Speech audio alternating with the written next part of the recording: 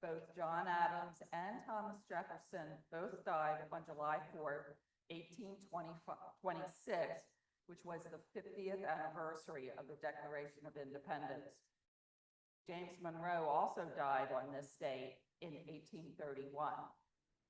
And if you're in Philadelphia this year on 4th of July, listen for the Liberty Bell. It is symbolically tapped 13 times in honor of the original 13 colonies. So there's your information. So, I would like to start with, come on, Greg up. A little bit of unfinished business. No time today? No time today. So, Greg, I didn't have this last week, but this is a token of our appreciation for your year of service as president. Thank you. Thank you. All right.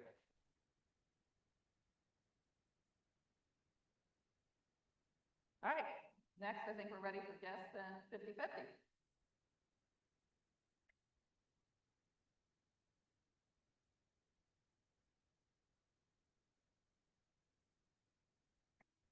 Good morning.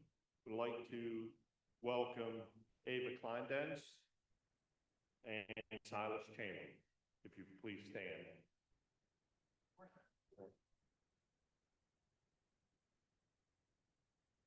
I was just going to say that.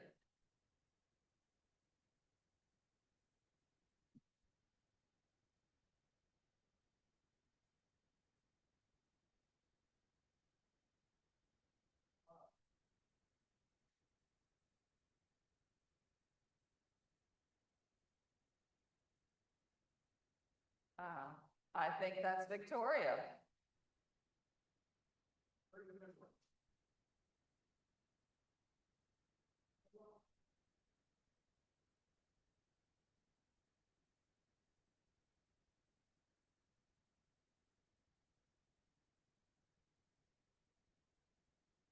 Anybody have happy dogs? Deb.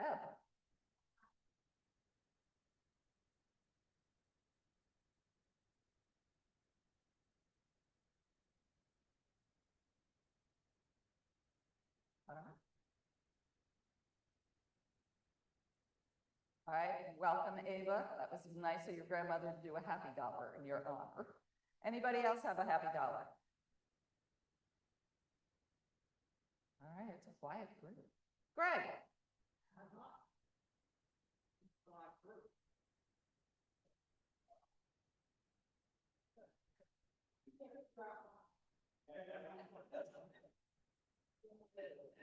Greg is happy because it's July the 1st. I have a bet I understand why. Anybody else? All right.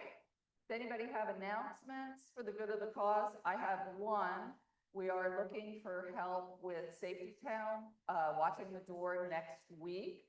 That'll be our last week of Safety Town. The shifts run in half-hour shifts, running from 9:30 to 11:30. So if you can help out with a little bit of time, that'll be really appreciated. So Greg had previously sent out a sign-up link for Sign Up Genius. I'll get that back out again later today. So much later today because I work till 8. So, all right. Anybody else have any announcements?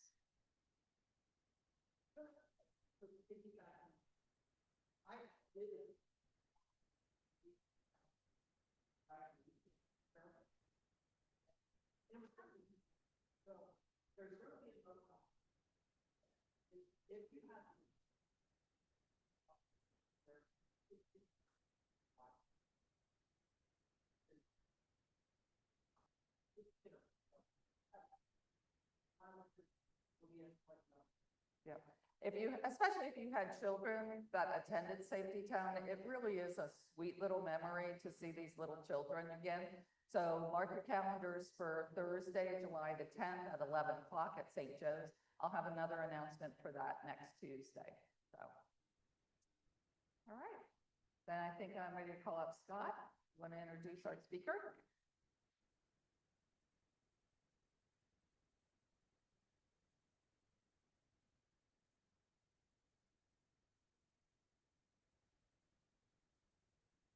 Good morning, Yorkies. It is my pleasure this morning to introduce a young man who is no stranger to many of you here in the audience. His name is Silas Chamberlain, and Silas is the Chief Strategy Officer and Vice President of Economic and Community Development at the York County Economic Alliance, a position in which he oversees economic finance, business attraction, and entrepreneurship and workforce development across the county of York. In 2020, he led the creation of York County's 10-year economic development plan, which ultimately convened 1,000 plus stakeholders to cast a bold vision for people-focused and place-based economic development. Silas founded the York County Trail Towns program, now active in 7 communities. Silas and I have a lot in common in the area of outdoor recreation and its economic benefits. And he leads the development of a $75 million Cadorus Greenway, the largest infrastructure project in the city of York's history. Silas previously served as Downtown Inc.'s Chief Executive Officer and the Director of the Schuylkill River National Heritage Area, and in regional leadership roles within the PA DCNR and the Delaware and Lehigh National Heritage Corridor. Academically, Silas holds a PhD in environmental history from Lehigh University and a certificate in commercial real estate development from Cornell University. He also is a published author. He has 2 books to his credit. One was published by Yale University, and the subject was On the Trail, A History of American Hiking. And the second, in 2016, on the economics of outdoor recreation. So it's my pleasure to introduce to you this morning Silas Chamberlain.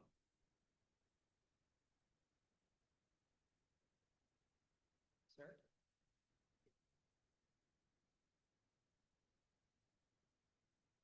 All right. Good morning, everybody. Thanks for having me. And I'm going to do what I normally don't do and just set a stopwatch for myself, because as nerdy as it sounds, when it comes to data, which is what we're going to talk about this morning, we could go on and on and on. So try to keep myself under control.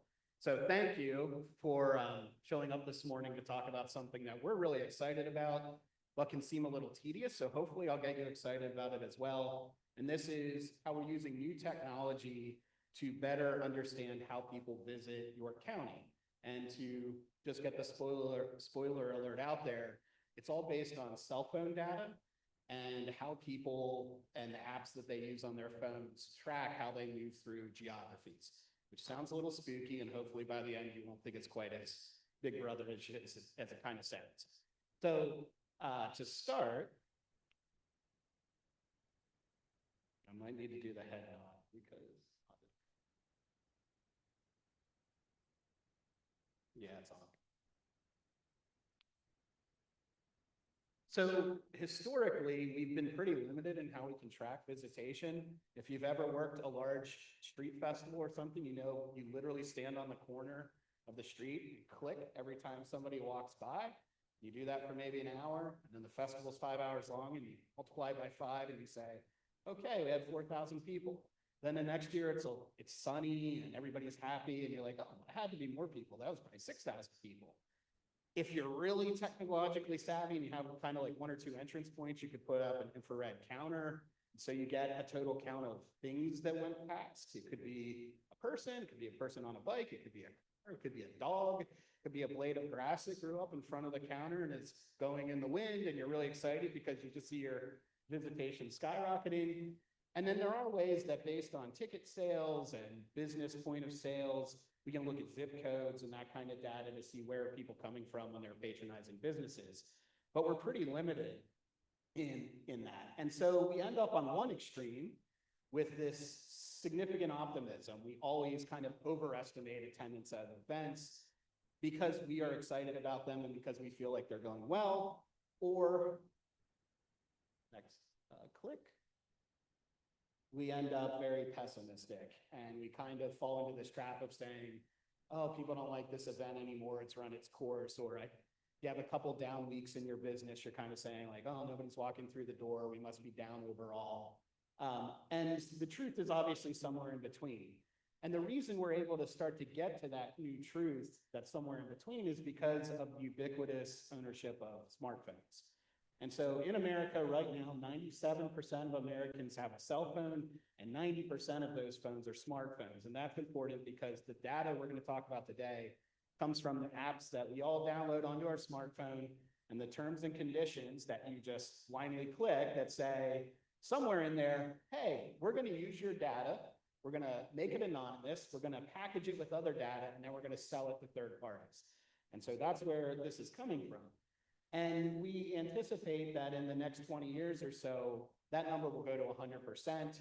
Phones that are not smartphones will no longer even be manufactured, and almost everybody will have these apps. But I always like to put that out there in front because it's not, when we talk about cell phone data, we're not capturing every single person. We're capturing those who are carrying smartphones. So you're always going to have some older individuals who have decided, I don't want a smartphone and I definitely don't want to download apps. And then you get very young people that aren't yet carrying smartphones all the way, then that number is going down as well. So it's not about capturing everybody, it's about capturing a significant portion of users. In Pennsylvania, 84% of Pennsylvanians carry a smartphone. In York County, 87% of our residents carry a smartphone. So we're always missing out on 13% or so when we're analyzing it. Next slide, please. And so these are some of the companies that take that data and anonymize it and aggregate it and then sell it to customers. We are using Placer AI, which is the technology that we selected. There's other ones that do slightly different things, but they're all kind of relying on cell phone technology. For example, Zartico is the one that our Explore York Convention Visitors Bureau uses. And there's overlap and opportunity to leverage both of those. Next slide. And so the kinds of things you can learn are actually pretty amazing. First of all, you can go back 7 years in time. So if we wanted to know, Heritage Hills had an event here 7 years ago. How many people visited? Where did they go before and after it? How long did they stay? Where did they live? We can go back 7 years in time and pull that data, even though at the time we had no clue we would ever want to analyze that. And we can do that for any point of interest in the country. That could be a park, it could be a trail, it could be a downtown, it could be a city, it could be a sidewalk, or a specific business. And I won't go through this list of what we can learn because I have a lot of examples to show you. Next slide. So we can start at the macro level, and since I'm trying to keep it short, I'll start with downtown York and say that we can look at overall visitation to our downtown, which we would have no other way of capturing because you don't pay a ticket. There's no, revolving door that we can count people coming in. So over the last 7 years, we can see that we've attracted 29.4 million visits to downtown York. That does not count the people that live there, does not count downtown employees. It's people that are coming as customers and visitors to the downtown. And you can see that we have not yet recovered from our pre-pandemic visitation numbers. We were at 4.9 million visits in 2018. We are now at 4.5 million visits. So we're on the right trajectory coming out of the pandemic, but overall we haven't yet gotten back to those higher frequency levels or the total number of visitors. Next slide. This is just to show you the breadth of reach of downtown York. So every dot on this map is the home location of a visitor to downtown York over the last 7 years. And you can see its heavy concentration in York County, which is to be expected. And then you can see across the middle Atlantic, New York, Pittsburgh, Washington, D.C., Baltimore, heavy visitation to our downtown. And that becomes important on the next slide, which allows us to then quantify, okay, if all those people are coming into our downtown, where are they going? And here's where you get to guess. You're seeing the top 25 destinations in our downtown on that map. But what would you say as a gut reaction is the top destination when people are coming to our downtown? What business, what attraction are they going to? Shout out. Central Market, good guess, that's on the list. Yeah, the History Center, that's a great guess. I don't think it's in the top 9, but it's up there. Rail Trail's a great guess too. Okay. What is it? Yep. McDonald's.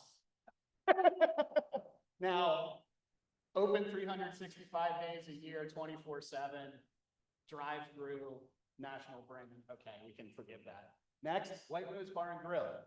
And I think that rings true as many of us and many newcomers to our downtown go to White Rose because they know they're going to have a good experience, park pretty close, they get comfortable, and then they start venturing down Beaver Street or up Philadelphia Street and they experience the rest of the downtown.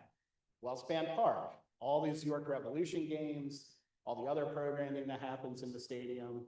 Seatown Mall, because of residents in the region going there to shop for their groceries. There aren't that many grocery options in the city of York. Number 5, Central Market, great historic legacy institution. The Yorktown Hotel, 3 years ago, this wouldn't have been on the list. It is now, and I'll have more data on that in a second. The Holy Hound, again, another very popular destination. Sneaker Villa, I don't know that anybody in the room here patronizes Sneaker Villa, but it's a shoe store on South George Street. And then the Appel Center, number 9, tons of programming there. That doesn't mean that people don't visit literally hundreds of other destinations. These are just the ones that rise to the top. And then we can break down those really big visitor numbers on how far did people travel to get to our downtown. And the great thing about this graph is that it's kind of what you would want to see with your downtown. The largest user group of all are people that live in the city of York. They don't live in the downtown, but they're in the city of York and they go to the downtown to meet their basic needs for, up until a week ago, pharmacy, restaurants, grocery shopping, lawyers' offices, healthcare, all in the downtown. Another 26% are coming from within 5 miles, so that's the boroughs, the outlying suburbs. Another 32% are coming from Lancaster and Adams and Cumberland and Northern Maryland into the downtown. And then you have that 9% that is tourist, which is defined as traveling more than 50 miles away from home. And that 9% looks like a small percentage, except when you're talking millions of visits, that really adds up. And so if you turn that into total tourist visits since 2018, you're talking about 1.6 million tourist visits into downtown York in the last 7 years. Every year, the state tourism office puts out a figure that says how much a tourist spends on average when they come overnight, and that's $419. And so you could roughly estimate that our downtown generates $698 million in consumer spending that gets spread across thousands of businesses in the region. And that is connected to all the other tourist destinations, across our county. And in the last year alone, that's $155 million just by having a very vibrant downtown that has retail, and has restaurants, and has hotels that people want to visit. To give you a little sense of, one specific business in our downtown, the Yorktown, obviously reopened in very early 2023 and has since hosted 312,000 visits. Not all those are overnight. Many of those are weddings and other events and the restaurant, bar, the rooftop. But 80,000 separate unique visitors have come to the Yorktown. And you can see a little peak when it first opened, but then nice steady visitation throughout. And the Yorktown has experienced very high occupancy rates since opening. And the benefit of that is, again, bringing people in from across the Mid-Atlantic, multiple states who all end up at the Yorktown Hotel. And when they do, they visit 601 other businesses.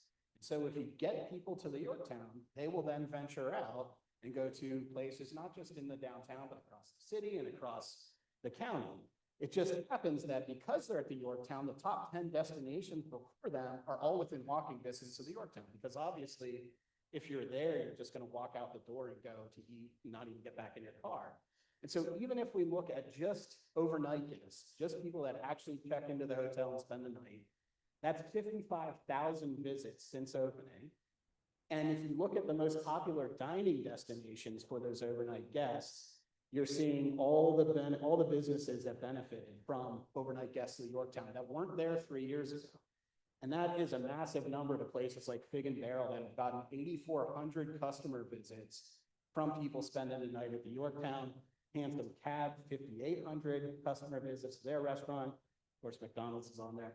Revival Social Club, 5,100 visits. And you can see across 601 businesses, if the Yorktown is driving that much patronage, that has a really significant economic ripple effect. But there's also a huge opportunity because we can see that 34,000 people that stay overnight go outside the city and for their dining options. They probably look in their phone and say, where's the closest Starbucks?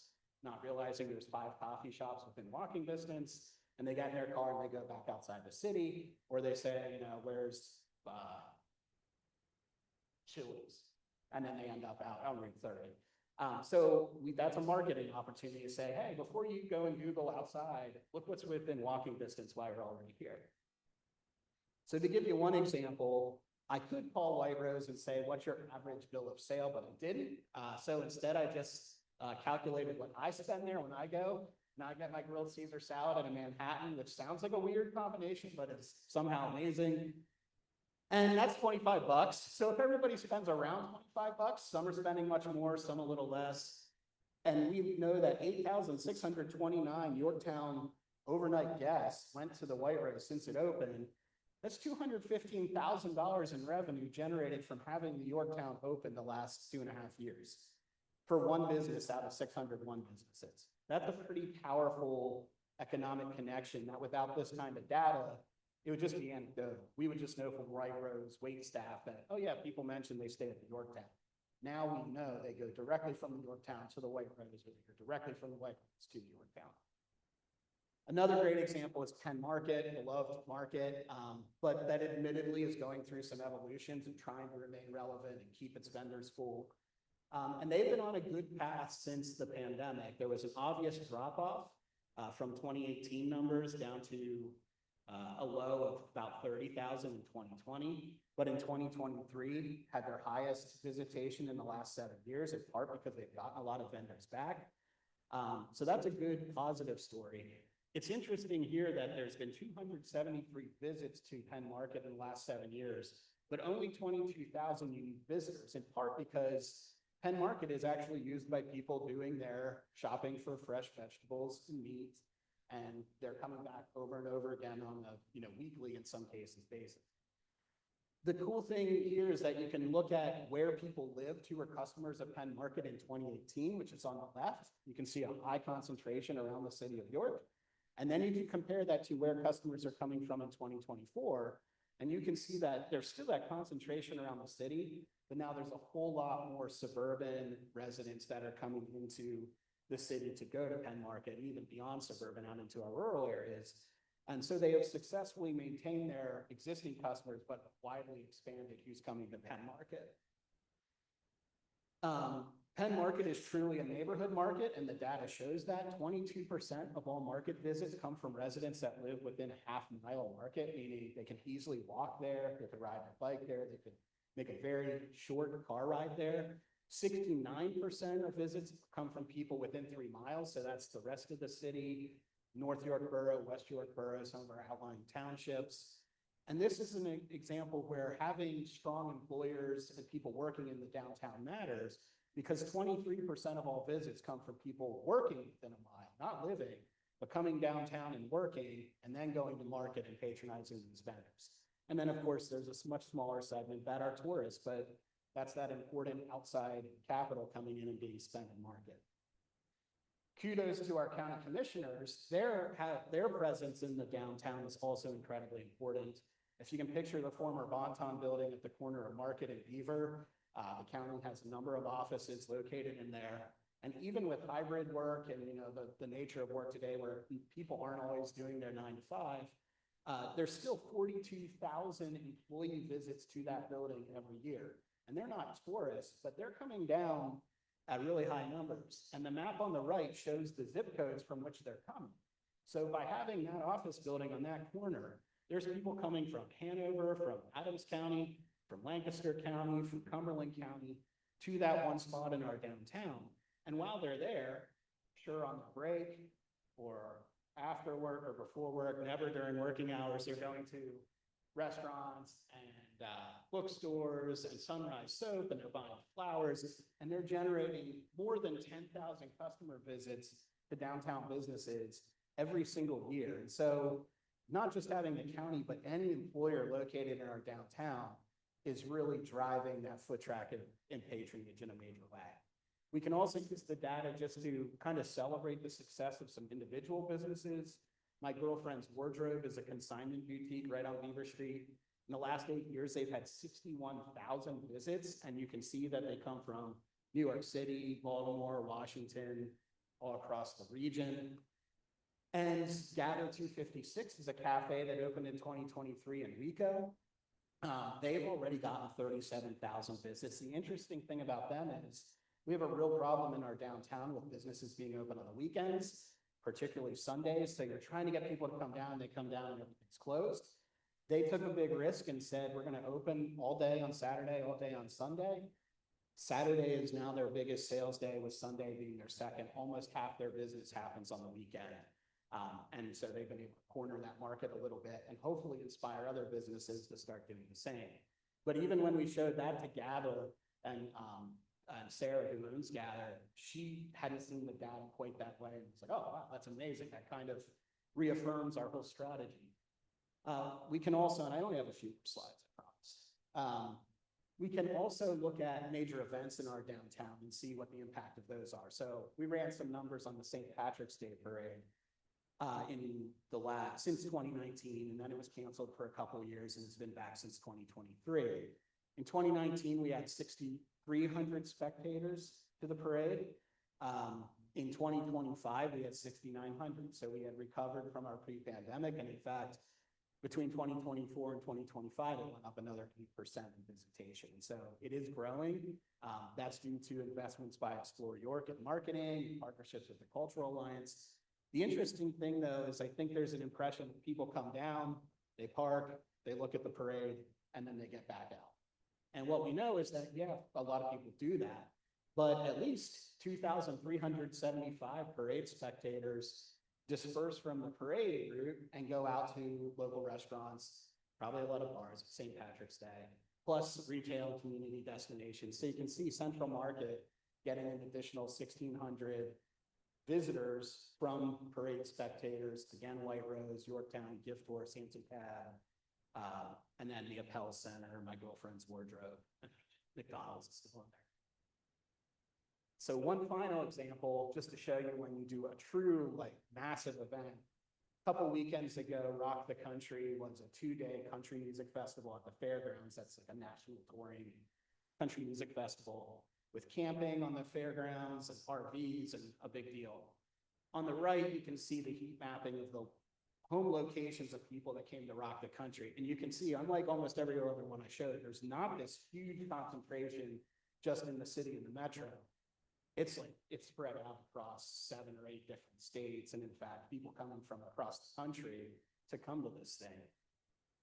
And in fact, we were able to track 44,000 unique visitors who attended the event over those 2 days, which is just massive. I mean, that's like 6 downtown First Fridays over the course of 2 days in terms of visitation.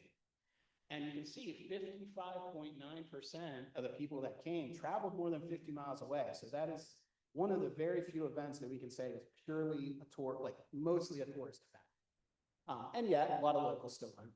So if we use our figures, we can say $10 million in tourist visits, $2 million in day trips, $12.4 million just in offsite spending. And then the fairgrounds is able to demonstrate something close to $1 million in spending to happen on site that they're, part of, with ticket sales and alcohol and food and things like that. And so you have this 2-day event generating a $13 million ripple effect across, the whole region, really, when you look at how many lodging establishments had overnight stays, how many local businesses got, this skyrocketed patronage, including like really nearby stuff that you can walk to, like Burritos that had to make 1,253 burritos for country music fans. or the Rudders that I think they probably shut down the slushing machine. But the real winner here was Utotem, which I thought was a mini storage place until I looked it up. It's a beer distributor because of all the campers. This is within walking distance. 4,553 visits to Utotem in 2 days, generating over $100,000 in revenue for that business. So I don't know if Utotem knew that was going to happen or if they were just pleasantly surprised that weekend. But it just goes to show across dozens and dozens of businesses, including many in the downtown, when you bring an event like this in, people scatter, the ripple effect is scattered across the entire community. And instead of anecdotally studying that in the past, we're now able to put some real dollars and cents to that. So that was a whirlwind, admittedly. And we're using this in lots of different ways all across York County. Scott mentioned the Heritage Rail Trail and outdoor recreation. It's amazing when you look at our county park visitation and where people go before and after county parks as businesses that benefit from them. Our state park system of 4 state parks, the Heritage Rail Trail. And, you know, when we look at the tourist figures on that, it's like $8 million a year in spending that just year after year is getting pumped into local businesses. So there's a whole bunch of applications of this. Hopefully we'll share more in the coming year or so, but I'm happy to take any questions you might have. Yes, sir.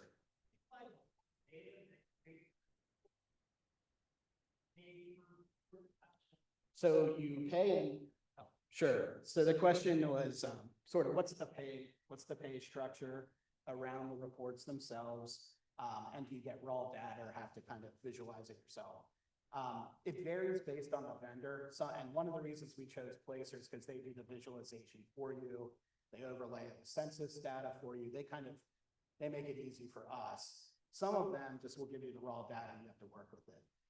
We pay an annual subscription, and then you can run as many analysis as you want, and you can run them anywhere in the country. So if we wanted to say, how does Des Moines, Iowa compare to York County, we can do that comparison. Or, oh, there's this performing arts theater that's very similar to the Appel Center in Texas, we can run that comparison. And part of that is because the way this is typically used is very large national retail chains will subscribe, and then they'll use it for competitor analysis. So Dunkin' Donuts not only can look at visitation to every one of their locations, they can also look at the Starbucks next door and be like, well, they're capturing people from these zip codes. We're not capturing them. So let's dump marketing into those zip codes and capture the Starbucks customers. And many other nonprofit users are using it in like a little more creatively to think beyond that. And I will say it's an exorbitant fee because it's powerful and it is scaled towards large businesses. So we have private foundation funding that supported the first several years. We have a couple partner organizations that can benefit from the reporting, and they're going to probably become funding partners. So we're trying to find ways to make it sustainable so that we're not paying out of pocket, and we're not leaning heavily on local sources of funding for it. Yes, sir.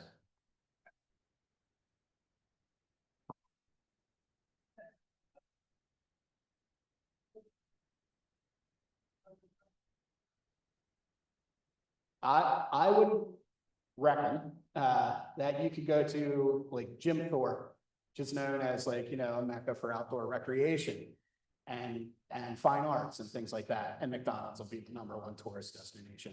The only thing that surprises me, and the reason why it's not on there, is because it's small geography. Every community, and we've run analysis all across the country, Walmart is always the top business destination, no matter what. So we're not uncommon in that respect. And it's kind of like you almost have to just set that one aside and then say, okay, yeah, they captured that much of the market, but look at all these small independent businesses that also did. You know, that's the best that we can kind of counsel. The way we talk about it with Walmart, like when you look at Gifford Pinchot State Park in Northern York County, Walmart, there's 2 Walmart locations. They're both the 2 top businesses associated with Pinchot because people are stopping and getting camping supplies and fishing supplies and water, and they know Walmart is going to have those things.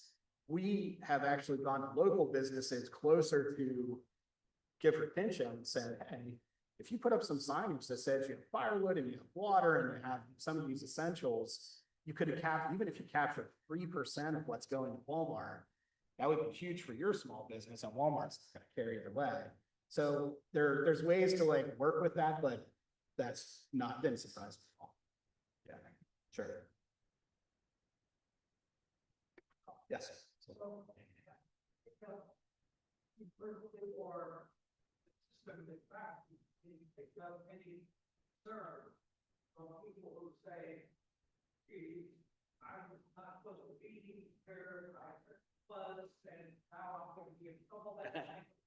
Yeah,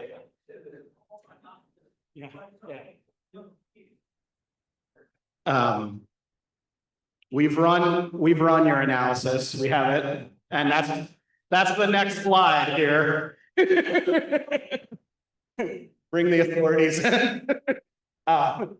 So the way it works is, if I say, so the only way to do that would be to like actually hone in on where somebody lives. They would have to live in a single family home.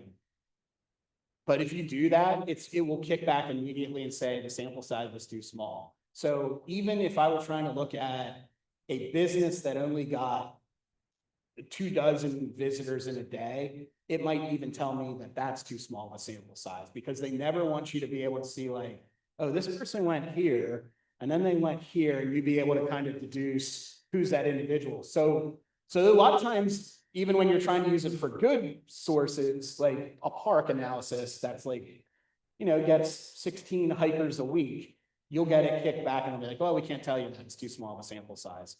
So they're building things where even if somebody wanted to, they couldn't, at least from the user side.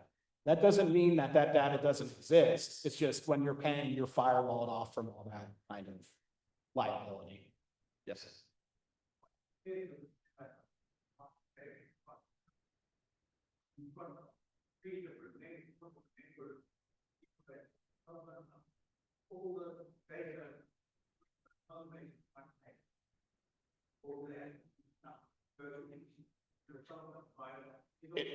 I don't think they go to the cell phone provider. I think they go to the app owner.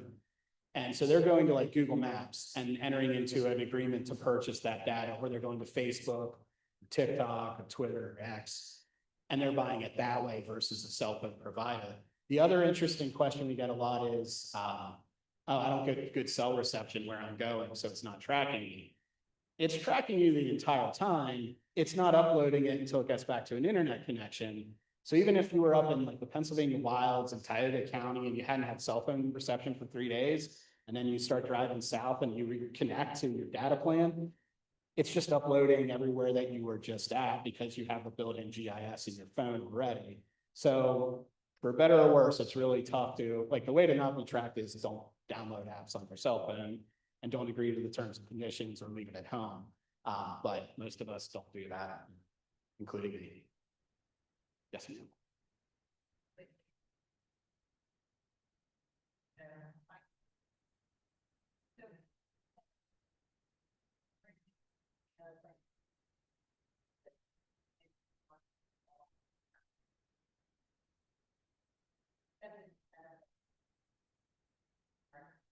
Yes, you can get, and so it's imperfect though, because how it's making that determination is they can't tell ethnicity or income or age from your app, although they probably could learn a lot, but they base it on your home location.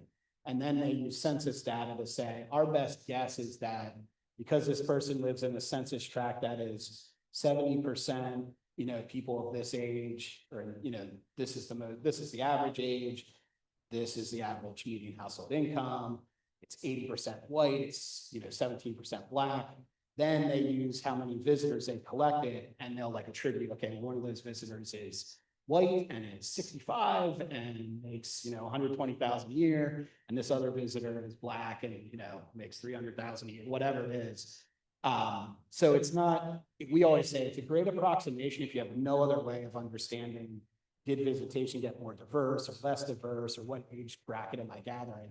And then it also has an overlay with the psychographic information to be like, and I don't like this data, but I know it's used a lot in marketing, where it's like the different audience groups, like the booming boomers and the energetic millennials, and all these different classifications that are showing you like, you're attracting 30% energetic millennials and they buy these kinds of products and they want to see this kind of marketing. So if you were doing it from a marketing perspective, you could really dig in and like start parsing that in that way. And it does have a lot of other applications. We presented with the well span previously on where people are going before and after they come to the hospital, where they're going before and after they go to an urgent care clinic, the actual dwell time that people are spending in their facility. So even from like a healthcare perspective, a real estate perspective, there's all kinds of applications for it. I will say, just back to the privacy point for a second, like if I try to pull up the judicial center in downtown York, that's a restricted site. It won't show it. If I looked at the prison, restricted site, women's health centers, some childcare facilities. So there are some that, like, if you try to draw that in or add that or analyze it, it's going to say, we don't want you to know anything about and have any risk of you being able to track who these people are, where they're going. So thank you. Let's give Silas a round of applause. That was a great presentation. So, because it was so informative, Spencer Goes to School will go to one of the children's libraries at either Children's Aid Society or the YCEA. So, and we have a little booklet for you to fill out. Thanks.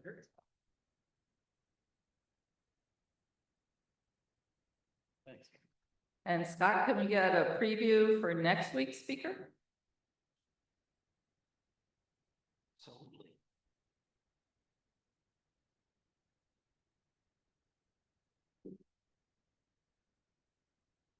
Thank you, Chris. Next week, we will have Sarah O'Brien here speaking.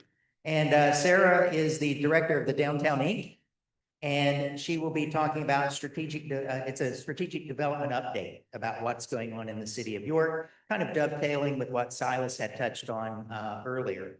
I will say, just as a data point, the presentation was data rich. One factor that I like to point out is the value of our county park system and the value and the quality of life that it brings to our residents. So a data point I want you to think about is 30% of our businesses in York County are located within a mile radius of the Heritage Rail Trail. Think about that for a minute. 1 mile east, 1 mile west of the rail trail, 30% of our businesses are located. And on top of that, another data point is 17% of our labor force lives within that same radius of the rail trail. So again, just to kind of, this data that Silas spoke about is valuable, extremely valuable for business development. So we can't stress that enough. Just wanted to point that out. All right, thanks, Scott. All right, there is no other business for the good of the cause. We're adjourned. Have a great week, everyone.